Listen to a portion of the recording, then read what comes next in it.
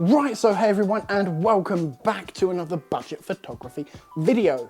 So on the 14th of December 2020, Google went down, fully down. Google Drive went down, Google Docs I think went down, YouTube went down. I think the only thing that was actually working was Google Search.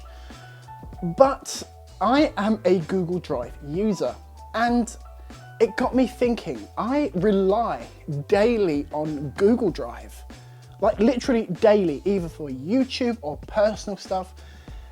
I need Google Drive. I pay Google One, which is about £10 for roughly 2 terabytes a month of Google Drive storage, which is pretty good for the price. You get two terabytes, that's quite a big amount of space for a very small amount of money. But as I said, for me, Google Drive is an essential service, so to speak. And on the day that it went down, I needed it for a YouTube video. I was working and I couldn't access my Google Drive, and it got me thinking, what happens if this happens again? Because it is very, very possible. Now, it is very, very unlikely to happen again, but what if it does? Well, I've changed how I now work. For the better though. I am still going to be using Google Drive to an extent. I'm going to be lowering the storage from 2 terabytes to about the standard 15 gigs, because I do like the convenience of having online immediate access storage, especially when I can upload something from my phone and access it on my iPad or on another device that I might need. It's really nice. Cloud service is really nice, but my new kind of workflow has gone from uploading it as the main backup on Google Drive to the interim period. It goes to the SanDisk Extreme.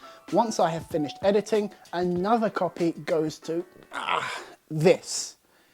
This is the Western Digital, forgot its name, Western Digital Elements. Now this is a powered drive. This has 8 terabytes of storage, and I paid about £150 for it. Now, in the short term, that is a lot of money, but in the long term, if we think about it, that's about 2 years, maybe 3 years of 2 terabytes worth of Google Drive. So yes, the Western Digital Elements 8 terabyte drive is more expensive, and I have had to change my workflow to cater for this big thing, but I need it. This is kind of going to be long-term storage, really. This isn't going to be short-term storage. This is short-term storage.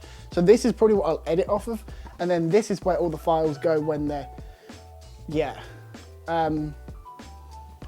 although I've already used about 500, 600 gigabytes on the Elements drive already, which doesn't sound like a lot, bearing in mind that I've got 8 terabytes of storage, which I don't really need. It is an over-exaggeration.